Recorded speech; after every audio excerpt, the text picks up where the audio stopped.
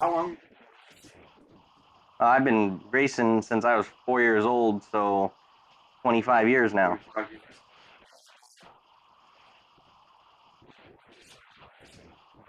So, we started racing quarter midgets. My dad was a driver's trainer at the time, so he happened to have the keys to get in and out of the track at will. So he's put me, you're supposed to start when you're 5, and he put me in driving the car when I was 4, just so I could be ready to go by the time I turned 5 and was ready for driver's training.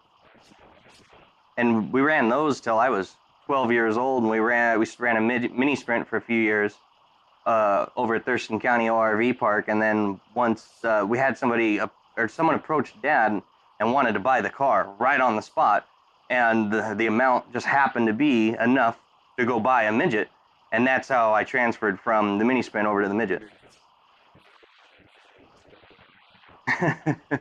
Since 2001. Yeah, very long. Yeah, the first pavement championship. The,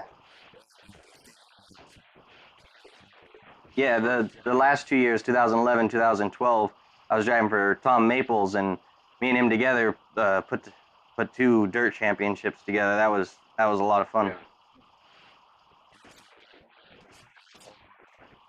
I prefer the asphalt because the group of people, the way everything's paced on the asphalt, it to me it seems like a lot friendlier environment. You have a majority of the people who like to get together after the race and go out and do stuff. On the dirt, by the time you get done, I mean it's way later than the Yeah. pavement stuff, and all the dirt tracks that we were going to were 3 hours away.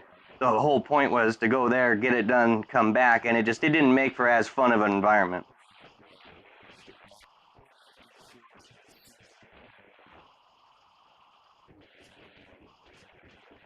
Oh, absolutely.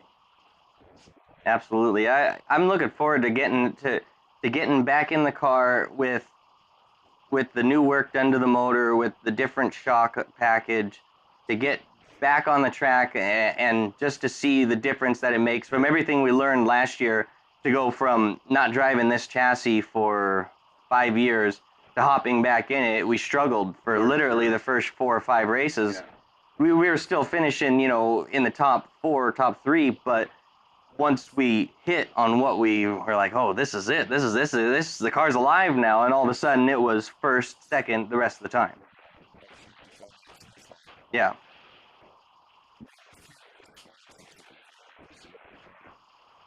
So far, the only sponsor we have is napkinprinting.com. Make celebratory napkins, like you have at weddings and birthdays and bar mitzvahs, stuff like that.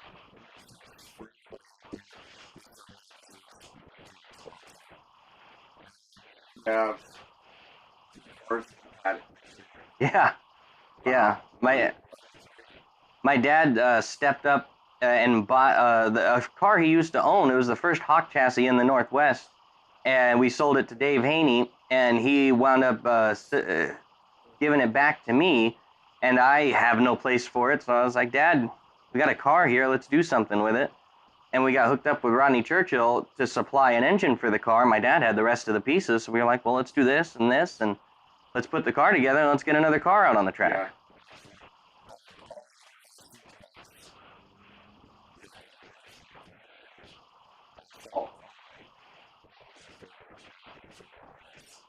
Ooh. Uh, this is quite a few. I mean, Anderson in California, that's a fun track. I love going to that place. I really wish we could still go there. The year we went to Eureka, that track was really fun. Really, really fun. Yeah, Redwood Acres, yeah. Uh, the first race we won at Ephrata, that was a fun race, and everything worked to perfection that night. The car was flawless from the time we unloaded. We didn't qualify the best, so we started. I want to say we started like 6th or so in the main event, but we started 6th in the heat race, went to the front and won that, and then right after a caution, we got right in the first place in the main event and led every lap after that, and just marched away from everybody. A great race. I think the most memorable race would have to be South Sound, the final race last year. To qualify second quick and to go out in the main event. The start of that main event was crazy. The surface of the track was really cold. It took a long time to get some heat in your tires. Right. And on the initial start, we had a melee where a couple cars got into each other. One of them wound up spinning out, and we had a complete restart. And the complete restart had the lineup messed up. So yeah, so when we finally got going, I believe Margison was one car behind me, and I seen him going around me and everybody else on the outside, and I tucked right behind him. He wound up getting by the 44 car, and it took me 3 laps. And as soon as I got by him, Evan, he was gone, and I was, chasing him as best I could, and we were holding pace. I just, he was a full straightaway ahead of me. There was nothing I could do to catch him. And I'm not sure what happened, but he wound up spinning out, and that put me in the lead for the final laps. And we just went out, and I wound up blistering the tire, and I held him off for the final 6 laps. And it just, everything came together with winning the final race, winning the championship, and everybody in the, all my pit crew came out to congratulate me on the front stretch in the winner's circle and everything. That was, yeah, that was a good win.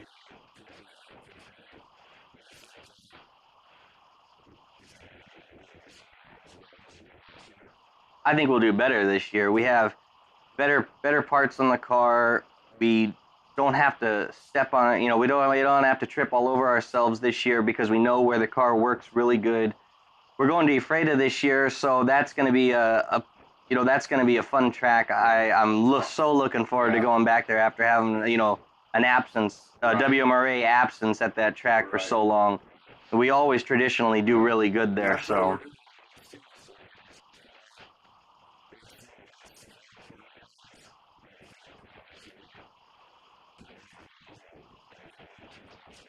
Oh, absolutely. Running with the California guys is great because it gives us an opportunity to run with guys we don't even run with. And even though, it's just Washington separated by Oregon down to California, their driving style, the way they run each other is way different. They do a lot more bumping and banging than we do. Our guys, they like to be clean. They like to not rub on each other. Down in there, the California boys, they don't care. They have a lot more money back in their race programs, and they do like to bump us a lot more, but it's not something you really mind because you're out there running with a completely different group of guys. You're learning different driving styles, and in the long run, it helps you. There's no doubt about it. It helps you.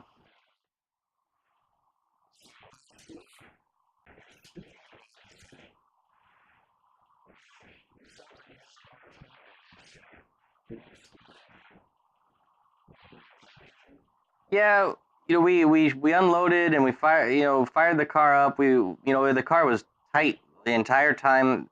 No matter what we did, all the shock changes, stagger changes, spring changes, we threw everything at it. We couldn't make the car rotate through the corner to save our butts. It was one of those nights where nothing really went right except for the fact we brought the car home in one piece, and we took the car home, looked at everything, and we just couldn't figure out what we did. But no, just food for thought for next year. Or I mean, if we were going to Agassi again this year, just throw that setup completely away and try something way different next time we go.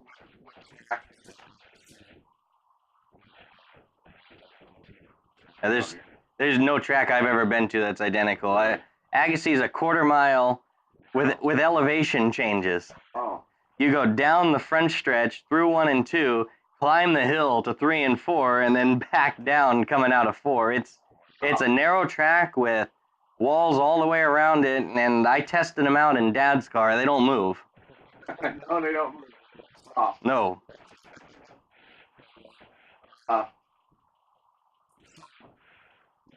First,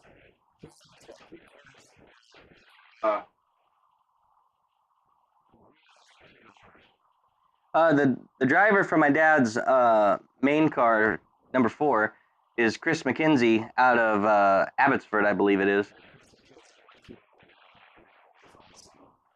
The other one is Mike Morris.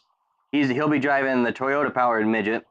he's a friend of mine that I ran at the Salem indoor races with on the dirt down in Salem, Oregon for a few years, and we kind of lost contact. And I found him on Facebook, and I got to talking to him. We were catching up, and I was like, "Hey, you driving anything?" He said, "No, no, not right now. I haven't driven in a year, so there's nothing happening." And I was like, "Well, I have a midget ride, or my dad has a midget ride that's available. Would you be interested in it?" And he jumped right on it, and we set up the deal to get him in the car, and I'm looking forward to getting back out on the track with him. He was always a fun guy to race with, always had a lot of fun at the track, always a clean driver. And in Salem, it's a very, very hard to drive everybody clean, but he did it every single time.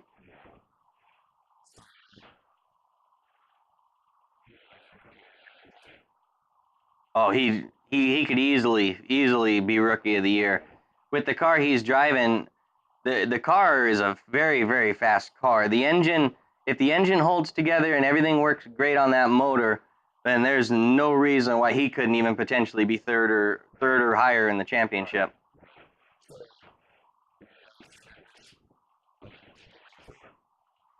Yeah, the team effort. When we're at the track, we all three share information. If I have a problem, I'll go to either one and ask, what do you guys think? If Chris has a problem, he knows he can come to me and ask me anything. There's no secrets between our three cars.